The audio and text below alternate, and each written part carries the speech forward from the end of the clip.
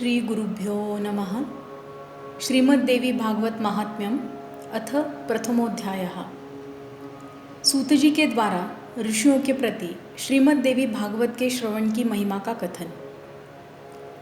सृष्टि के कार्य में जो उत्पत्ति रूपा, रक्षा कार्य में पालन शक्ति रूपा, संहार कार्य में रौद्र रूपा है, संपूर्ण विश्व प्रपंच जिनके लिए क्रीड़ा स्वरूप है, जो परा, पश्चंती, मध्यमा तथा वैखरी वाणी में अभिव्यक्त होती है और जो ब्रह्मा, विष्णु, महेश द्वारा निरंतर आराधित है, वे प्रसन्न चित्त वाली देवी भगवती मेरी वाणी को अलंकृत करे।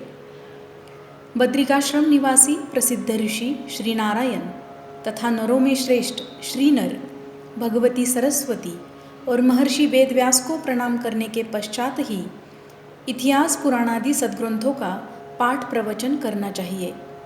ऋषिगण बोले, हे सूत जी, हे महामते, हे व्यास शिष्य, आप दीर्घजीवी हो। आप हम लोगों को नानाविध पुण्य प्रदायिनी एवं मनोहारिणी कथाएं सुनाते रहते हैं। भगवान विष्णु के सर्वपाप विनाशक, परम पवित्र एवं उन अवतार कथाओं से संबंधित अद्भुत चरित्रों को हमने भक्तिपूर्वक सुना और इसी प्रकार हमने भगवान शिव के अलौकिक चरित्र तथा भस्म और रुद्राक्ष के ऐतिहासिक महात्म्य का श्रवण आपके मुखारविंद से किया। हम लोग अब ऐसी परम पावन कथा सुनना चाहते हैं जो बिना प्रयास के ही मनुष्यों को भोग एवं मोक्ष प्रदान करने में पूर्ण रूप से सहायक हो। हे महाभाग, अतः आप उस कथा का वर्णन करें जिसके द्वारा मानव कलयुग में भी सिद्धियां प्राप्त कर ले, क्योंकि हम आपसे बढ़कर किसी अन्य को नहीं जानते हैं जो हमारी शंकाओं का निवारण कर सके। सूत जी बोले, हे महाभाग ऋषियों, आप लोगों ने लोक कल्याण की भावना से अत्यंत उत्तम प्रश्न किया है। अतः मैं आप सभी के लिए समस्त शास्त्रों का जो सार है उसे पूर्ण रूप से बताऊंगा। समस्त तीर्थ, पुराण और व्रत अपनी श्रेष्ठता का वर्णन करते हुए तभी तक गर्जना करते हैं जब तक मनुष्य श्रीमद् देवी भागवत का सम्यक रूप से श्रवण नहीं कर लेते। मनुष्यों के लिए पापरूपी अरण्य तभी तक दुखप्रद एवं कंटक में रहता है जब तक श्रीमद् देवी भागवत रूपी परशु उपलब्ध नहीं हो जाता। मनुष्यों को उपसर्ग रूपी घोर अंधकार तभी तक कष्ट पहुंचाता है जब तक श्रीमद् देवी भागवत रूपी सूर्य उनके सामने उदित नहीं हो जाते। ऋषिगण बोले, हे वक्ताओं में श्रेष्ठ महाभाग सूत जी, आप हमें बताएं कि वह श्रीमद् देवी भागवत पुराण कैसा है और उसके श्रवण की विधि क्या है। उस पुराण को कितने दिनों में सुनना चाहिए, उसके श्रवण की अवधि में पूजन विधान क्या है, प्राचीन काल में किन किन मनुष्यों ने इसे सुना और उनकी कौन कौन सी कामनाएं पूर्ण हुई। सूत जी बोले, प्राचीन काल में पराशर ऋषि द्वारा सत्यवती के गर्भ से विष्णु के अंश स्वरूप मुनि व्यास उत्पन्न हुए, जिन्होंने वेदों का 4 विभाग करके उन्हें अपने शिष्यों को पढ़ाया। पतितो ब्राह्मणाधमों, वेदाध्ययन के अनाधिकारियों, स्त्रियों एवं दूषित बुद्धि वाले मनुष्यों को धर्म का ज्ञान कैसे हो, मन में ऐसा विचार करके भगवान बादरायण व्यास जी ने उनके धर्म ज्ञानार्थ पुराण संहिता का प्रणयन किया। उन भगवान व्यास मुनि ने 18 पुराणों एवं महाभारत का प्रणयन करके सर्वप्रथम मुझे ही पढ़ाया। उन पुराणों में श्रीमद् देवी भागवत पुराण भोग एवं मोक्ष को देने वाला है। व्यास जी ने राजा जन्मेजय को यह पुराण स्वयं सुनाया था। पूर्व काल में इन जन्मेजय के पिता राजा परीक्षित तक्षक नाग द्वारा काट लिए गए। अतः पिता की शुभगति के लिए राजा ने तीनों लोकों की जननी देवी भगवती का विधिवत पूजन अर्चन करके 9 दिनों तक व्यास जी के मुखारविंद से इस श्रीमद् देवी भागवत पुराण का श्रवण किया। इस नवाह यज्ञ के संपूर्ण हो जाने पर राजा परीक्षित ने उसी समय दिव्य रूप धारण करके देवी का सालोक्य प्राप्त किया। राजा जन्मेजय अपने पिता की दिव्य गति देखकर और महर्षि वेदव्यास की विधिवत पूजा करके परम प्रसन्न हुए। सभी 18 पुराणों में यह श्रीमद् देवी भागवत पुराण सर्वश्रेष्ठ है और धर्म, अर्थ, काम तथा मोक्ष को प्रदान करने वाला है। जो लोग सदा भक्तिपूर्वक, श्रद्धापूर्वक श्रीमद् देवी भागवत की कथा सुनते हैं, उन्हें सिद्धि प्राप्त होने में रंचमात्र भी विलंब नहीं होता। इसीलिए मनुष्यों को इस पुराण का सदा पठन, श्रवण करना चाहिए।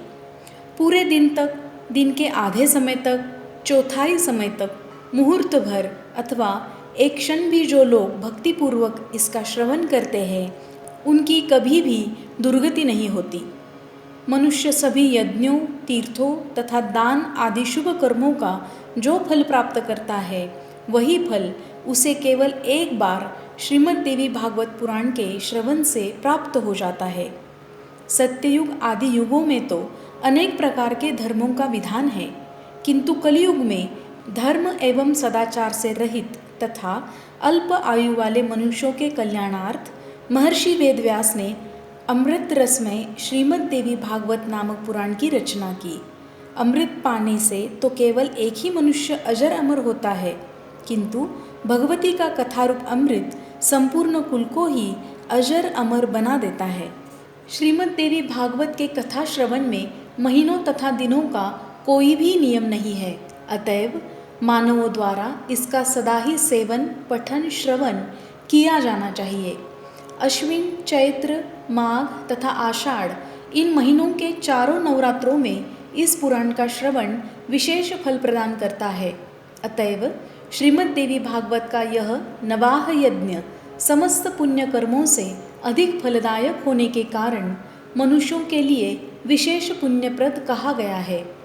जो कलुषित हृदय वाले, पापी, मूर्ख, मित्रद्रोही, वेदों की निंदा करने वाले, हिंसा में रत और नास्तिक मार्ग का अनुसरण करने वाले मनुष्य हैं, वे भी कलयुग में इस नवाह यज्ञ के अनुष्ठान से पवित्र हो जाते हैं। जो मनुष्य दूसरों के धन तथा पराई स्त्रियों के लिए लालायित रहते हैं, पाप के बोझ से दबे हुए हैं और गो ब्राह्मण देवताओं की भक्ति से रहित हैं, वे भी इस नवाह यज्ञ से शुद्ध हो जाते हैं। जो फल कठिन तपस्याओं, व्रतों, तीर्थ सेवन, अनेक विध दान, नियमों, यज्ञों, हवन एवं जप आदि के करने से प्राप्त नहीं होता है, वह फल मनुष्यों को श्रीमद् देवी भागवत के नवाह यज्ञ से प्राप्त हो जाता है। हे विप्रो, गंगा, गया, काशी, नैमिषारण्य, मथुरा, पुष्कर तथा बद्रिकारण्य भी मनुष्यों को उतना शीघ्र पवित्र नहीं कर पाते हैं जितना कि श्रीमद् देवी भागवत का यह नवाह यज्ञ लोगों को पवित्र कर देता है। अतएव श्रीमद् देवी भागवत पुराण सभी पुराणों में श्रेष्ठतम है। इसे धर्म, अर्थ, काम तथा मोक्ष की प्राप्ति का उत्तम साधन माना गया है। जो अश्विन महीने के शुक्ल पक्ष में सूर्य के कन्या राशि में पहुँचने पर महाअष्टमी तिथि को स्वर्ण सिंहासन पर स्थित देवी के प्रीतिपद श्रीमद् देवी भागवत ग्रंथ का पूजन करके उसे किसी योग्य ब्राह्मण को श्रद्धापूर्वक देता है, वह देवी के परम पद को प्राप्त करता है। जो मनुष्य प्रतिदिन श्रीमद् देवी भागवत पुराण के एक अथवा आधे श्लोक का भी भक्तिपूर्वक पठन करता है, वह जगदम्बा का कृपा पात्र हो जाता है। महामारी से उत्पन्न उपद्रवों के भीषण भय तथा समस्त प्रकार के उत्पात इस श्रीमद् देवी भागवत पुराण के श्रवण मात्र से विनष्ट हो जाते हैं। बालग्रहों तथा भूत प्रेत आदि से उत्पन्न भय इस श्रीमद् देवी भागवत पुराण के श्रवण से बहुत दूर से ही भाग जाते हैं। जो व्यक्ति भक्ति भाव से देवी के इस भागवत पुराण का पाठ अथवा श्रवण करता है, वह धर्म, अर्थ, काम और मोक्ष प्राप्त कर लेता है। इस श्रीमद् देवी भागवत पुराण के श्रवण से वसुदेव जी प्रसेन को खोजने के लिए गए हुए और बहुत समय तक न लौटे हुए अपने प्रिय पुत्र श्री कृष्ण को प्राप्त करके प्रसन्न हुए। जो मनुष्य भक्तिपूर्वक इस श्रीमद् देवी भागवत पुराण की कथा को पढ़ता है तथा इसका श्रवण करता है, वह भोग तथा मोक्ष दोनों को प्राप्त कर लेता है। अमृत स्वरूप इस श्रीमद् देवी भागवत के श्रवण से पुत्रहीन मनुष्य पुत्रवान हो जाता है, दरिद्र व्यक्ति धन से संपन्न हो जाता है तथा रोगग्रस्त मनुष्य रोग से मुक्त हो जाता है।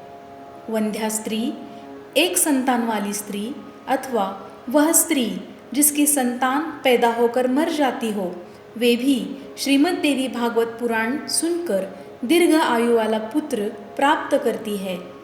जिसके घर में नित्य श्रीमद् देवी भागवत पुराण का पूजन किया जाता है, वह घर तीर्थ स्वरूप हो जाता है तथा उसमें निवास करने वाले लोगों के पापों का नाश हो जाता है। जो मनुष्य अष्टमी, नवमी अथवा चतुर्दशी तिथियों को श्रद्धापूर्वक इसे पढ़ता या सुनता है, वह परम सिद्धि को प्राप्त करता है। इस श्रीमद् देवी भागवत पुराण का पाठ करने वाला ब्राह्मण वेदवेत्ताओं में अग्रगण्य हो जाता है, क्षत्रिय राजा हो जाता है, वैश्य धन संपदा से संपन्न हो जाता है और शूद्र भी इसके श्रवण मात्र से अपने कुल के बीच श्रेष्ठता प्राप्त कर लेता है। इति श्री स्कंद पुराणे मानसखंडे श्रीमद् देवी भागवत महात्म्ये देवी भागवत श्रवण महात्म्य वर्णनम नाम प्रथमोऽध्यायः सम्पूर्णम्।